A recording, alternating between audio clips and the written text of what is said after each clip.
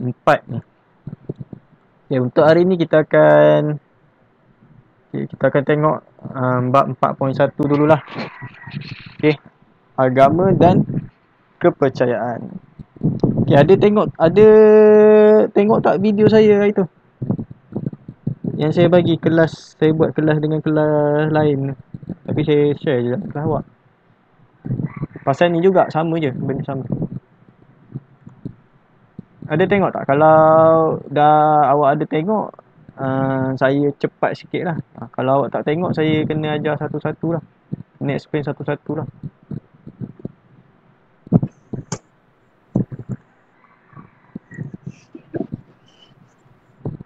Ada tengok tak? Adif, Afiq? Tak. Tak Okay, jadi saya kena explain satu-satu lah ni, supaya awak faham. Okay, untuk topik 4.1, agama dan kepercayaan. Okay, dalam bab ni kita akan belajar tentang agama dan kepercayaan. Apa itu agama dan apa itu kepercayaan. Okay, kalau dalam buku teks muka surat 56. Kalau ada buku boleh buka. Okay, dekat sini kalau dalam buku teks ni dia bagi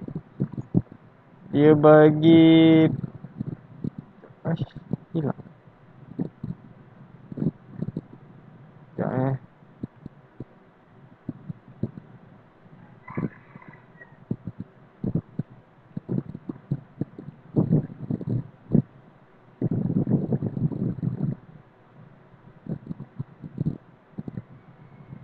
Okay.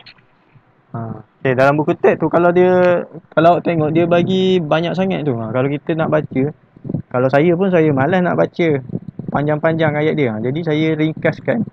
Mana yang penting saya ambil, saya buat dalam bentuk peta minda ni. Jadi yang penting-penting ni awak, kalau awak malas nak baca buku teks, awak tengok je peta minda yang saya dah buat ni. Okay, lagi senang. Okay, kalau dekat sini, agama. Okay, apa itu agama? Okay, kalau dekat buku teks ni panjang lah. Okay, ayat dia. Jadi saya ringkaskan, apa itu agama? Okay, agama ialah suatu sistem berkaitan anutan, keimanan dan penyembahan terhadap Tuhan. Okay. Jadi maksudnya kat sini, agama ni apa-apa benda yang dibuat, yang berkaitan dengan penyembahan terhadap Tuhan, tu dipanggil agama. Okay. Kalau kepercayaan pula, kepercayaan ni adalah pegangan yang diyakini dapat menjadi panduan dalam kehidupan. Maksudnya sesuatu benda yang dia percaya, benda tu boleh bawa dia atau dorong dia jadi seorang yang lebih baik, ataupun jadi panduan lah dalam kehidupan dia lah, dalam apa-apa benda yang perkara yang dia nak lakukan dalam kehidupan dia. Okay, untuk kepercayaan dia ada dua. Okay, kalau dalam buku teks ni awak tengok dekat gambar bawah ni ada kepercayaan ni. Okay, dia ada dua kepercayaan awal Okay, yang pertama animisme. Okay, yang kedua dinamisme. Okay, apa itu animisme? Apa itu dinamisme? Okay, untuk animisme, animisme ni adalah kepercayaan bahawa setiap makhluk kehidupan dan tumbuhan memiliki roh atau semangat. Okay, jadi orang yang ada kepercayaan animisme ni, dia percaya setiap makhluk ni ataupun benda yang ada atas muka bumi ni, dia ada roh dia tersendiri. Okay, maksudnya benda tu hidup lah. Dia percaya macam tu. Okay, penyembahan kepada roh nenek moyang yang telah meninggal dunia yang dipanggil hyang. Okay, ni dia punya upacara dia lah. Okay, dia buat upacara penyembahan kepada roh nenek moyang dia. Okay, sebab apa dia buat macam tu? Sebab dia percaya nenek moyang dia ni boleh jaga keluarga dia. Tu kepercayaan animisme. Okay, untuk dinamisme pula, kepercayaan terhadap kekuatan yang juga dikenali sebagai mana atau semangat. Dia percaya adanya semangat ataupun mana. Okay, mana kalau awak main Mobile Legend lah, selalu ada dengar mana. Okay, untuk dinamisme ni pula, upacara dia lakukan upacara pemujaan semangat. Okay, upacara pemujaan semangat tanaman dilakukan agar mendapat hasil tanaman yang subur dan banyak. Okay, selalunya kalau pesta menuai. Okay, kalau dekat Sarawak dia adalah pesta menuai. Okay, dia akan buat upacara pemujaan semangat padi. Okay, sebab apa dia buat macam tu? Okay, sebab orang yang ada kepercayaan dinamisme ni, okay, dia percaya padi tu adalah sumber makanan utama dia. Jadi dia percaya bila dia buat upacara macam tu, okay, upacara pemujaan semangat padi ni, okay, jadi dari situ dia percaya yang padi tu akan hasilkan lebih banyak beras lah. Okay, jadi tanaman dia akan dapat lebih banyak hasil lah. Tu dia punya kepercayaan dia bagi dinamisme. Okay, kalau dalam buku teks ni awak boleh tengok lah. Ni gambar ni, contoh dia punya upacara ni. Okay, dinamisme macam ni. Okay, dia buat upacara dia. Okay, ada seorang dia macam dia buat upacara atas seseorang ni. Okay, kemudian roh nenek moyang dia akan masuk dalam badan seorang tu. Dia akan buat lah upacara-upacara dia. Itu kepercayaan dinamisme. Okay, kalau dinamisme ni dia akan sediakan makanan, pulut, ayam panggang ke, dia akan sediakan. Okay, dia akan sembahkan kepada semangat padi tu. Okay, faham tak beza animisme dengan dinamisme ni setakat ni?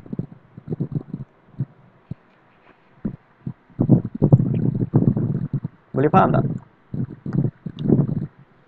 Afiq dengan Adif.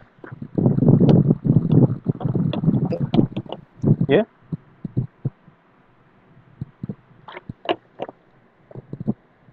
Ada soalan?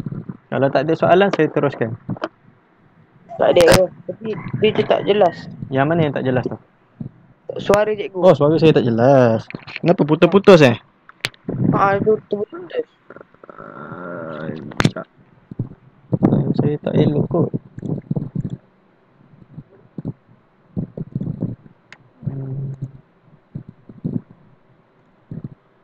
Okay, kalau suara saya tak jelas, awak bagi tahu terus Okey. Okey. Okay, jadi untuk animisme dengan dinamisme ni mana yang awak terlepas tadi yang saya explain? Mana yang tak faham? Ni faham tak animisme ni kepercayaan dia macam mana? Tahu tak animisme ni dia sembah apa?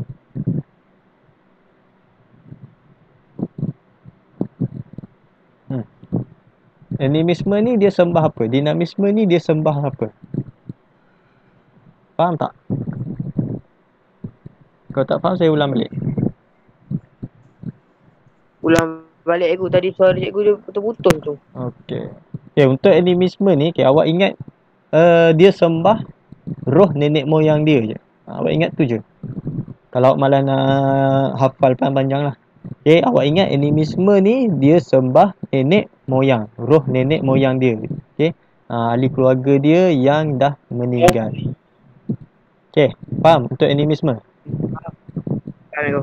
Okay, untuk dinamisme pula, okay, dia sembah semangat. Okay, maksudnya contoh padi tu, okay, untuk padi tu hasilkan hasil yang banyak lah. Okay, hasilkan beras yang banyak. Okay, dia akan sembah semangat padi tu supaya padi tu akan hasilkan lebih banyak beras. Okay, faham tak? Dinamisme. Dapat tak beza dua tu? Dapat. Okay. Tu adalah dua beza dia. Animisme, dinamisme. Kena ingat lah tu. Okay, dah. Ni saja untuk kepercayaan yang awak kena tahu. Apa itu animisme, apa itu dinamisme. Okay, untuk agama, okay, kita pergi ke agama ni dia banyak sikit lah. Okey, untuk agama, okey. Dalam buku teks, muka surat ni muka surat 57. Ni muka surat 57. Okey, penyebaran agama Hindu, Buddha dan Islam sebelum abad ke-15. Okey, dekat Alam Melayu ni, kerajaan Alam Melayu ni dulu, okey, agama dah tersebar sebelum abad ke-15 Masihi lagi. Okey, ada 3 agama yang disebarkan di Alam Melayu. Yang pertama, agama Hindu. Okay, yang kedua, agama Buddha. Dan yang ketiga, agama Islam. Okay, ada 3 agama utama yang disebarkan di Alam Melayu. Jangan nanti tiba-tiba exam awak kata agama Kristian. Agama Kristian tak ada lagi masa ni. Okay?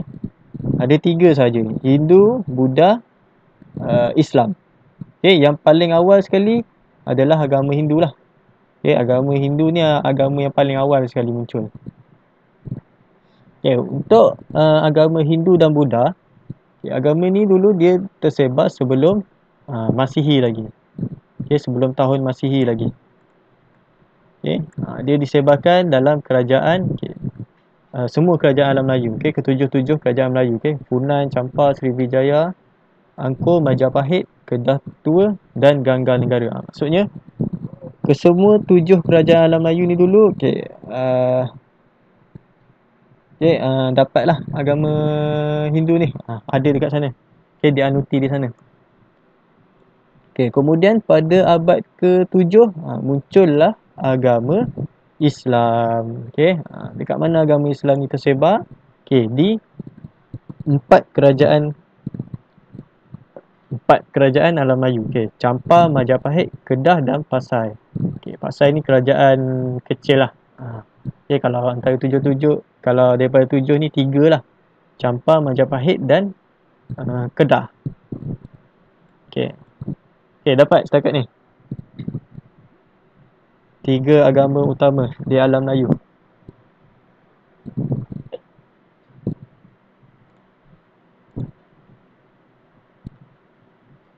Dapat tak? Oh, Afiq dah hilang dah. Dapat. Muhammad Farhan. Okay, baru masuk. Okay, cara penyebaran agama di Alam Melayu. Okay, dekat Alam Melayu ni ada 3 cara penyebaran agama. Okay, maksudnya dari mana agama tu datang. Macam mana agama tu boleh datang dekat Alam Melayu ni. Okay, yang pertama peranan muballigh. Okay, muballigh ni maksudnya orang-orang yang bertanggungjawab dalam menyebarkan agama lah. Okay, contoh macam Sami ke, macam orang, kalau sekarang kalau Islam tabligh lah, golongan tabligh. Okay, golongan pendakwah, macam tu. Okay, yang kedua pemerintah. Pemerintah ni siapa dia? Okay, contoh dia sultan, okay, raja, okay, pembesar, okay, orang yang memiliki kuasa dalam sesebuah kerajaan tu pada zaman tu. Okay, yang ketiga perkembangan perdagangan antarabangsa. Okay, seperti yang kita tahu, okay, kerajaan Alam Melayu ni dia terkenal dengan perdagangan. Okay, dia adalah laluan laluan utama, okay, perdagangan antara timur dan barat. Okay, contoh daripada, kalau nampak dekat skrin ni, okay, belah kanan ni, okay, pedagang daripada timur, belah kanan pedagang daripada barat. Okay, jadi dari sinilah bilanya orang berdagang, okay, sambil-sambil dia berdagang, sambil-sambil dia meluaskan pengaruh ataupun anutan agama dia lah dekat Alam Melayu ni. Awak boleh tengok dekat sini, dekat peta ni, okay, dia ada tunjuk, okay, daripada Arab dia sebarkan agama Islam dekat Alam Melayu. Okay, India disebarkan agama Hindu. Kemudian agama Buddha pun sama, daripada India dan juga Sri Lanka kat bawah ni. Okay, dia sebarkan agama Buddha di Alam Melayu.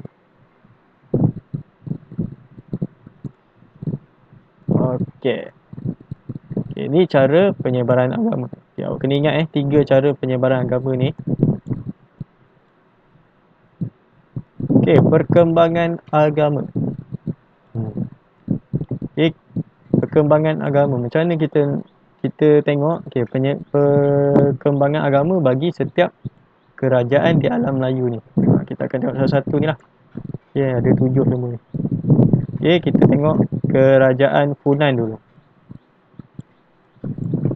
Okay, bagi kerajaan Funan, okay, ada 2 agama yang disebarkan.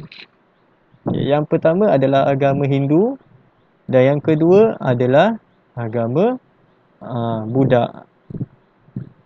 Okay, macam mana agama Hindu dan Buddha ni disebarkan dalam kerajaan Funan? Okay, dia disebabkan oleh peranan pembesar lah. Okay, ni cara yang kedua. Okay, peranan pemerintah. Jadi di Funan ni, okay, pemerintah dia bertanggungjawab dalam menyebarkan agama Hindu dan Buddha dalam kerajaan dia. Okay, Raja Funan Fan Shiman berperanan besar terhadap perkembangan agama Buddha. Okay, jadi Fan Shiman ni lah yang bertanggungjawab dalam menyebarkan agama Hindu dan Buddha di kerajaan Funan. Okay, bukti wujudnya agama Hindu dan Buddha, kita boleh tengok adanya Candi Buddha tinggalan Candi Gochaiti. Ada tak kat buku tu? Ada. Okay, ni nampak ada pokok ni. Okay, ni adalah tapak Candi Gochaiti. Sekarang dah tinggal tapak dah. Okay, nampak tak? Jelas tak dekat skrin awak tu? Tak nampak sangat? Sekejap, saya besarkan dulu. Nampak. Ni. Okay, ni tinggal tapak je. Dia tak ada candi, dia bangunan dia dah runtuh. Tinggal tapak saja. Okay, tu untuk kerajaan Funan. Okay, seterusnya. Okay, kerajaan Champa. Okay, bagi kerajaan Champa, okay, ada 3 agama yang disebarkan dalam kerajaan Champa. Okay, yang pertama, agama Hindu. Okay, agama Hindu ni dia disebarkan pada abad ke-4 di bawah pemerintahan Badravarman. Okay, maksudnya agama Hindu ni disebarkan dengan cara apa? Melalui peranan mubalih ke, pemerintah ke, perdagangan? Boleh bagi tahu saya? Dia melalui cara apa?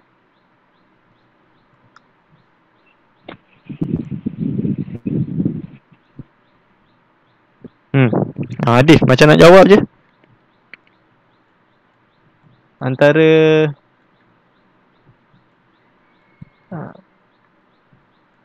Antara ni, 3 ni. Mubalih, pemerintah dengan perdagangan. Awak rasa siapa? Pemerintah. Okay, betul lah tu.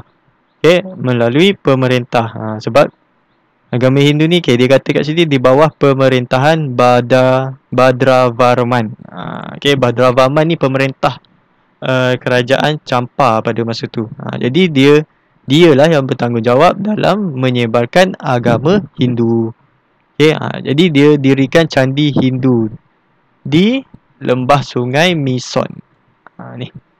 Okay, dia buat candi di lembah sungai Mison yang dikenali sebagai Siva Badesvara.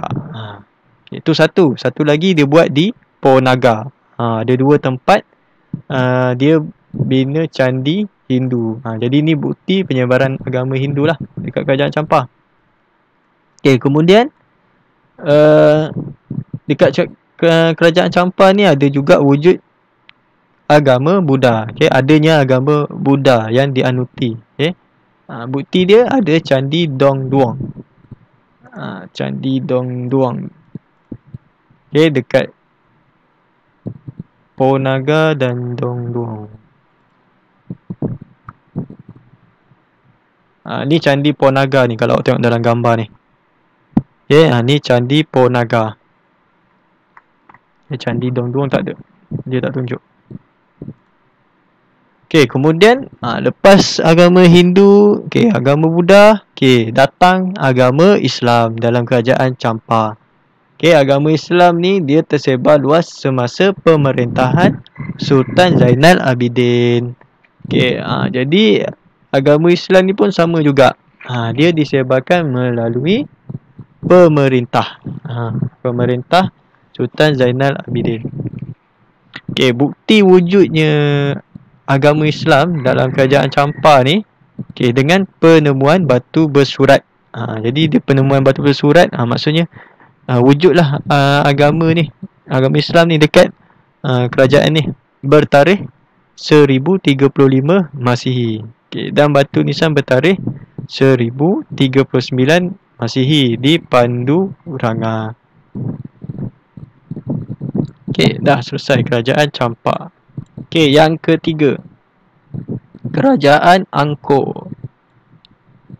Okay, untuk kerajaan Angkor, okay, agama yang disebarkan dalam kerajaan Angkor ni, okay, yang pertama, okay, agama Hindu. Okay, agama Hindu ni dia wujud sejak kerajaan ni diasaskan. Maksudnya, mula-mula kerajaan ni wujud, memang dia punya kerajaan dia dah amalkan, dah anuti agama Hindu. Okay, dia menjadi gemilang di bawah pemerintahan Suryavarman II. Jadi semasa pemerintahan Suryavarman II ni, dia makin kuat lah, okay, agama Hindu ni. Okay, bukti dia dengan adanya Candi Angkor Wat. Ni famous ni, Candi Angkor Wat. Candi Angkor Wat. Awak tengok kat sini, dalam gambar ni besar. Mana tadi? Dalam gambar ni besar ni, Candi Angkor Wat. Okay, agama, sekejap, bunyi macam ada orang masuk tadi. Okay, seterusnya, selepas agama Hindu, okay, datang agama Buddha. Okay, agama Buddha datang dalam kerajaan Angkor ni pada abad ke-12 semasa pemerintahan Jayavarman VII. Okay, pemerintah kerajaan Angkor Jayavarman ke-7. Okay, seterusnya kerajaan Sriwijaya. Okay, bagi kerajaan Sriwijaya, okay, kalau tadi kerajaan Angkor tadi, okay, agama kerajaan dia wujud terus dia anut agama Hindu. Okay, untuk Sriwijaya, okay, agama yang pertama disebarkan adalah agama Buddha. Okay, pada abad ke-7. Okay, pendeta Buddha bernama Ai Sing dari China pernah datang ke Sriwijaya untuk mempelajari bahasa Sanskrit dan menterjemahkan kitab-kitab agama Buddha. Okay, ni bukti wujudnya agama Buddha. Okay, maksudnya dekat sini Sriwijaya ni dia lain sikit daripada tiga-tiga kerajaan ni sebelum dia. Okay, Funan, Champa dan Angkor. Okay, untuk Funan, Champa dan Angkor, dia punya penyebaran dia melalui pemerintah. Okay, kalau Sriwijaya, okay, pendeta Buddha bernama Ai Sing. Okay, dia dari China. Okay, dia dari China, dia datang nak sebarkan agama Buddha dekat kerajaan Sriwijaya. Okay, tapi kalau dia nak bawa kitab-kitab dari China, mungkin masyarakat Sriwijaya ni tak faham. Jadi dia belajar bahasa Sanskrit sebab kerajaan Sriwijaya ni dulu dia menggunakan bahasa Sanskrit. Okay, jadi dia terjemahkan kitab dia daripada China tu, okay, ke dalam bahasa Sanskrit. Dia maksudnya dia tukar bahasa lah. Okay, dia terjemahkan dalam bahasa Sanskrit. Jadi senanglah untuk dia sebarkan agama Buddha ni dekat kerajaan Sriwijaya. Okay, jadi beza dia dengan tiga kerajaan sebelum ni, okay, cara penyebaran dia melalui apa? Kalau tadi melalui pemerintah. Kalau ni, kalau Sriwijaya ni siapa? Mubalih ke perdagangan? Boleh bagi tahu saya.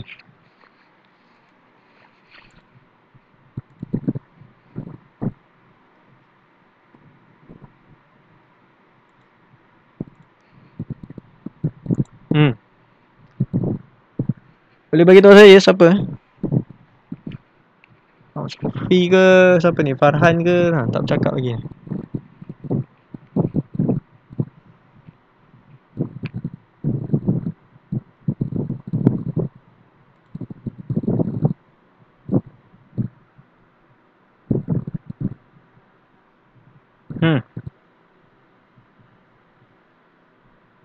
Antara tiga ni, Mubalih, pemerintah, perdagangan, mana satu?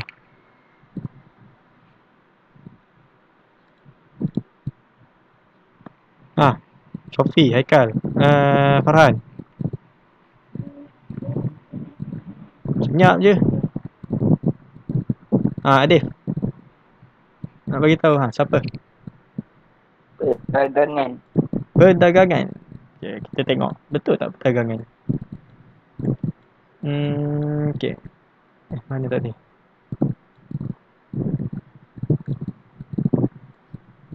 Okay, Sriwijaya. Okay, pendeta Buddha. Okay, pendeta ni siapa dia? Maksudnya? Pendeta ni apa? Dia kerja dia berdagang ke? Awak rasa dia kerja dia berdagang ke?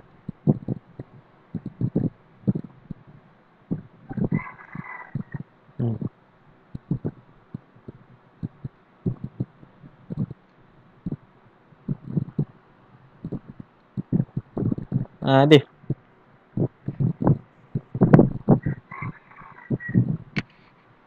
Awak rasa pendeta tu kerja dia berdagang ke apa? Pendeta Buddha. Nama apa pendeta Buddha?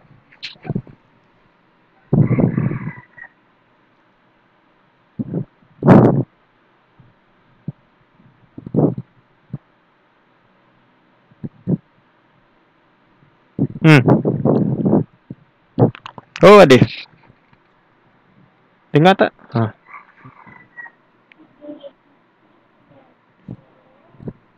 Okay, tahu tak apa itu pendeta? Tak. Okay, pendeta ni dia golongan macam golongan, dia macam golongan agamawan lah. Okay, jadi takkanlah dia ni tergolong dalam cara penyebaran dia melalui apa? Melalui perdagangan. Mestilah melalui ni Mubalih. Okay, dia macam berdakwah lah dia ni. Okay, IC ni. Okay, dia datang sebab dia nak sebarkan agama. Bukan dia datang dia nak berdagang. Dia memang datang nak sebarkan agama. Jadi dia datang ke kerajaan Sriwijaya. Dia belajar bahasa Sanskrit. Kemudian dia terjemahkan sendiri kitab-kitab. Okay, kitab-kitab Buddha ni dalam bahasa Sanskrit.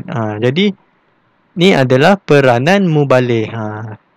Okay, kerajaan Sriwijaya ni cara penyebaran dia melalui peranan Mubalih. Okay, berbeza daripada tiga kerajaan sebelum ni. Okay, Funan, Champa dengan Angkor. Funan, Champa dengan Angkor tu melalui pemerintah. Kalau yang ni melalui peranan Mubalih.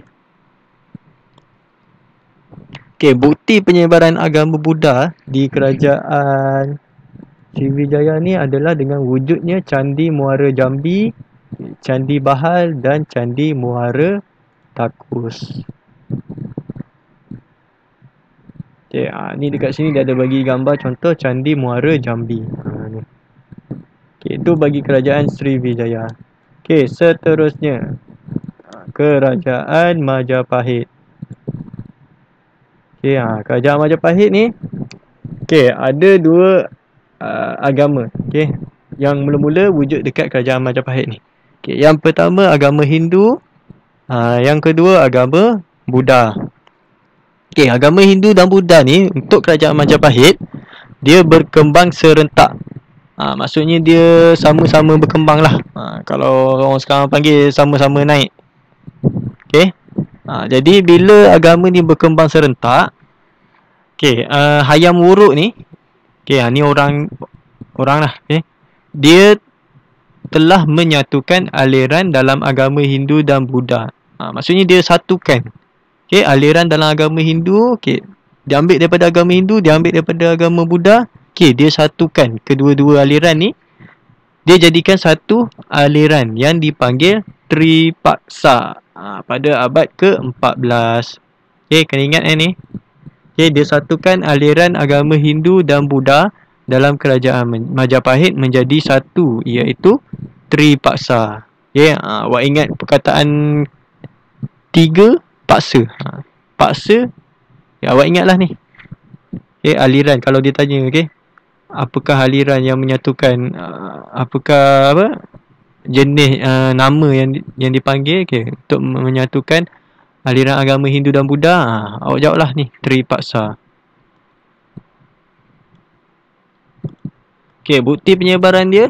Bukti penyebaran agama Hindu dan Buddha dekat kerajaan Majapahit ni wujudnya 3 candi. Candi Jabung, Candi Sukuh dan Candi Brahu.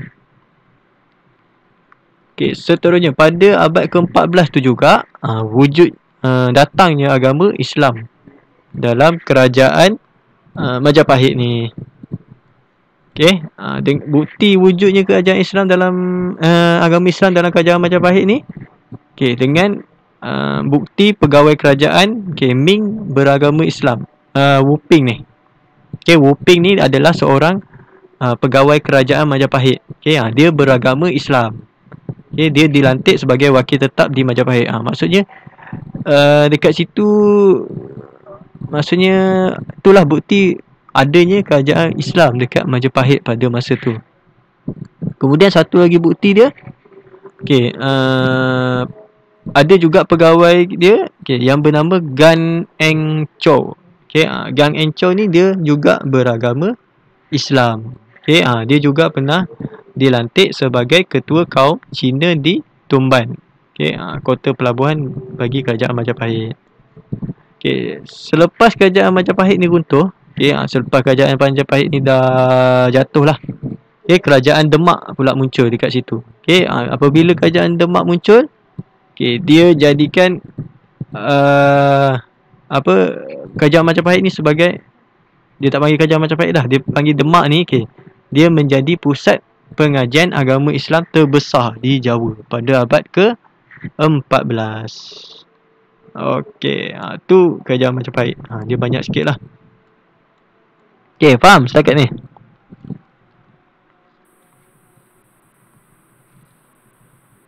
Faham tak? Ada apa-apa soalan tak?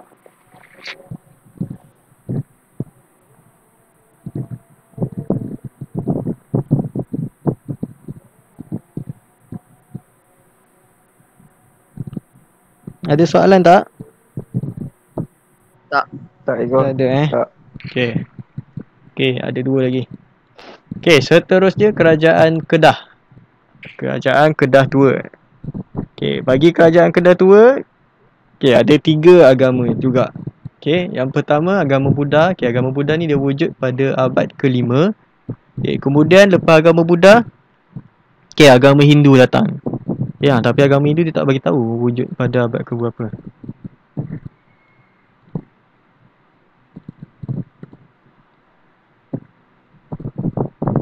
Tak ada. Kemudian pada abad ke-12, datangnya agama Islam. Pemerintah Kedah yang ke-9 iaitu Maharaja Debaraja II telah memeluk agama Islam pada tahun 1936. Dari sini kita tahulah agama di Kedah ni, agama Islam ni disebarkan melalui peranan pemerintah. Jadi bila pemerintah memeluk agama Islam, rakyat pun mesti akan ikut. Orang zaman dulu dia taat kepada pemerintah. Pemerintah buat tu, rakyat pun ikutlah. Untuk Ganggar Negara.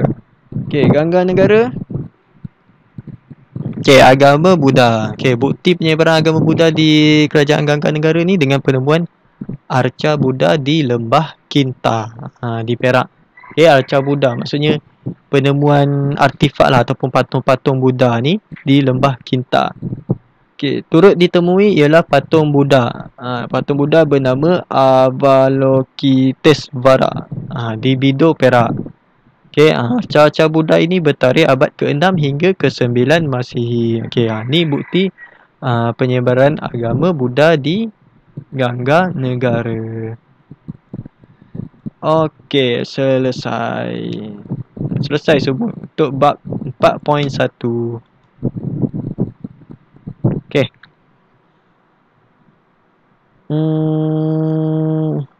Ada apa soalan tak setakat tu?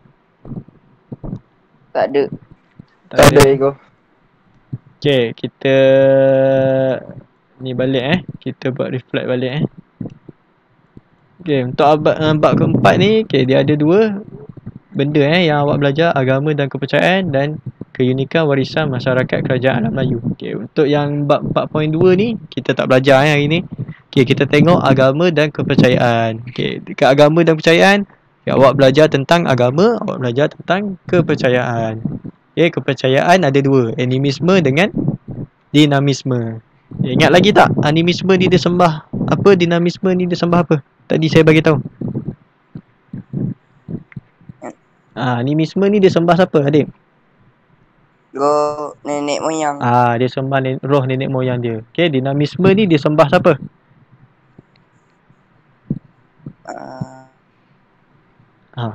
Padi tu. Dia sembah apa padi tu? Dia nak suruh padi tu hasilkan beras yang banyak, dia sembah apa? Dia bagi makan. Dia bagi makan dekat siapa? Ingat tak? Ni. Apa ni?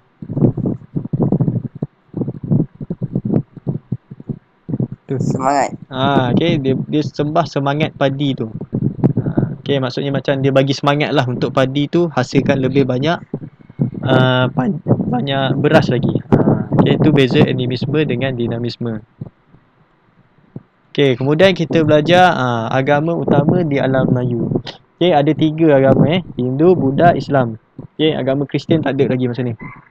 Okey, agama Hindu dan Buddha dulu tersebar sebelum Masihi, kemudian agama Islam wujud pada abad ke-7. Okey. Kemudian kita belajar cara penyebaran. Okey, ada 3 cara.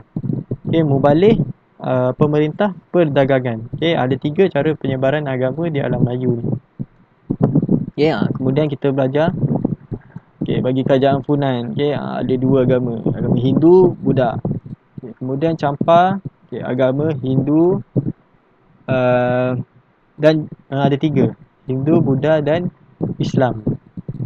Kemudian Angkor, agama Hindu dan agama Buddha. Okay, untuk Sriwijaya, agama Buddha. Agama Buddha. Sriwijaya ni awak kena ingat ni lah, Ai Sing ni. Dia datang ke Sriwijaya, dia belajar bahasa Sanskrit, dia terjemahkan kitab. Ni poin penting bagi kerajaan Sriwijaya. Kemudian Majapahit. Ini panjang sikit. Agama Hindu Buddha ni, dia satukan aliran dia jadi dipanggil aliran Tripaksa. Ini awak kena ingat dalam kerajaan Majapahit. Kemudian wujud agama Islam. Seterusnya Kedah Tua, agama Buddha, agama Hindu dan agama Islam. Agama Islam disebarkan selepas Maharaja Deba Raja II memeluk agama Islam. Untuk Gangga Negara, agama Buddha. Bukti dia wujud penemuan patung Buddha ataupun arca-arca Buddha di Perak. Itu dia. Okey, dah selesai untuk topik hari ini. Ada apa-apa lagi nak tanya?